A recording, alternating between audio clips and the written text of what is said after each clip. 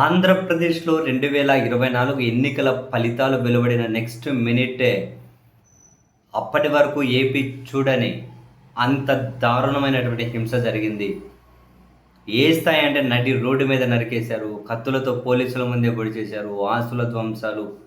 అసలు చాలా దారుణమైనటువంటి హింస. ఎక్కడ ఏ రాష్ట్రానికి ఎన్నికల తర్వాత అటువంటి హింస మంచిది కాదు. పశ్చిమ బెంగాల్‌లో కూడా అదే జరిగింది, జరుగుతోంది. కానీ తమిళనాడులో మాత్రం పోయినసారి ఎన్నికలప్పుడు కావచ్చు, ఈసారి ఎన్నికలప్పుడు కావచ్చు, ఒకప్పుడు తమిళనాడు కక్షపూరిత రాజకీయానికి వేదికగా ఉండేవాళ్ళు. కానీ ఇప్పుడు ఎంత మార్పు వచ్చింది అంటే ఎక్కడే కూడా రవ్వంత హింస లేదు. చాలా ఫెయిర్ పాలిటిక్స్ నడుస్తూ ఉంది.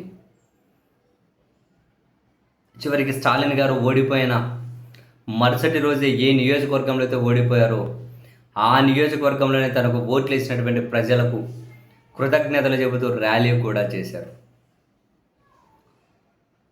అయితే తమిళనాడులో ఇంత హుందాగా నడుస్తున్న రాజకీయాల మీద చాలామంది స్పందిస్తూ ఉన్నారు. అయితే పూనం కౌర్ ట్వీట్ చాలా ఇంట్రెస్టింగ్గా అనిపించింది. బట్ ఆ అమ్మాయిది మనం కొట్టిపడేయలేం. ఆ అమ్మాయి ట్వీట్ ఏంటో తెలుసా? మీకు తెలుసా?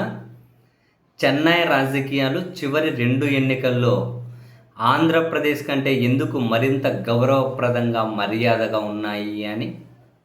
ఎందుకంటే వాటిలో ఈ పేర్లు లేవట. రవి ప్రకాష్ అనే పేరు, రామ్ గోపాల్ వర్మ అనే పేరు, రాధాకృష్ణ అనే పేరు, రేవతి అనే పేరు. ఎందుకు రేవతి ఎవరు? ఏమో నాకేమో ఐడియా లేదు. రవి ప్రకాష్, రామ్ గోపాల్ వర్మ, రాధాకృష్ణ, రేవతి అంట. ఈ 4 పేర్లు లేవు కాబట్టి గౌరవప్రదంగా హుందాగా ఉన్నాయని. అసలు ముమ్మాటికి మనం వీటిని కొట్టిపడేయలేము. ఎందుకంటే మరికొందరు కమెడియన్ల పేర్లు ఆమె మిస్ అయింది. ఆ టీవీ ఛానళ్ళలో కూర్చుంటారు, ఏందేందో అసలు అసలు అట్లా అంత బదులు మీరు రాజకీయ పార్టీని నడపచ్చు కదరా బాబు.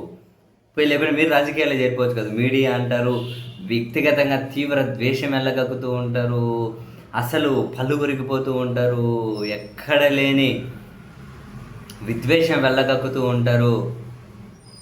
మీడియా అనేది వీళ్ళ వల్ల సిగ్గుతో తలదించుకొని, ఇందులో ఒక ఆయన అయితే ఒక మెయిన్ ఛానల్ నుంచి పక్కకు పోయి మళ్ళీ ఒక డిజిటల్ యూట్యూబ్ ఛానల్ పెట్టినా కూడా ఆ ఛానల్ కూడా పిచ్చి పిచ్చి హెడ్డింగ్లు, పిచ్చి పిచ్చి తమ్మనేలు, రోత కూతలు, రోత మాటలు, కేవలం టీఆర్పీ అంటే వ్యూస్ కోసము, సబ్స్క్రిప్షన్ల కోసము. ఎందుకురా బాబు? ఒక మెయిన్ ఛానల్లో పనిచేసే ఒక ఆయన ఇప్పుడు వేరే యూట్యూబ్ ఛానల్ పెట్టుకున్నాడు ఈ పేర్లలో ఒక ఆయన. ఇంకా ఆయన ఛానల్ అయితే ఇంకా కోర్టులు, ఇంకా కేసులు, మొట్టికాయలు, ఎంత చేసినా సరే మొత్తం మీద మనకు అటెన్షన్ వస్తుంది కదా అని చెప్పి చేసుకుంటున్నట్టున్నారు. కొందరు బుద్ధి ఆడిపోయినా మారదన్నట్టు. ఇంకొందరు పేర్లు మేము యాడ్ చేయలే, చాలా పేర్లు కొందరు ఫోటోలతో సహా పెడుతూ ఉన్నారు. మరి ఆ రేవతి అనేది ఎవరో, అంటే రేవతి అనే పేరు ఎవరో మనకు తెలియదు, కానీ ఆ ఒక్క పేరు ఆయన ఈమె పూనం కౌర్ గ్రేటే, ధైర్యంగా ఈ పేర్లు ఇలా చెప్పగలిగారు అన్న అప్రిసియేటెడ్. అంటే మీడియా ముసుగులో వీళ్ళు రెచ్చగొట్టడం, వాళ్ళ మీద ఎందుకు కేసు పెట్టారంటారు, వీళ్ళ మీద ఎందుకు కేసు పెట్టారంటారు, వీళ్ళ మీద ఎప్పుడు కేసు పెడతారంటారు, ప్రజాస్వామ్యాన్ని అపహాస్యం చేస్తూ ఉంటే వీళ్ళు సాటిస్టిక్గా నవ్వుతూ ఉంటారు టీవీ ఛానల్లో కూర్చొని. ఎవరినైనా చిన్న చిన్న కేసులు అరెస్ట్ పెట్టి పోలీస్ స్టేషన్లో చుట్టూ తిప్పుతూ ఉంటే వీళ్ళు ఆనందంతో రంకెలేస్తూ ఉంటారు. ఇదేం సాడిజారా బాబోయ్! ఏ అరెస్ట్నైనా మీడియా వ్యతిరేకించాలి, ఏ నిర్బంధాన్నైనా మీడియా వ్యతిరేకించాలి. సోషల్ మీడియా కేసులు, భావ ప్రకటన స్వేచ్ఛ, ఏదైనా అటు ఇటు ఏదైనా ఒక మాట దొరికినా దాని మీద కేసులు ఎప్పుడు పెట్టారని వీళ్ళు రంకెలేస్తూ ఉంటారు.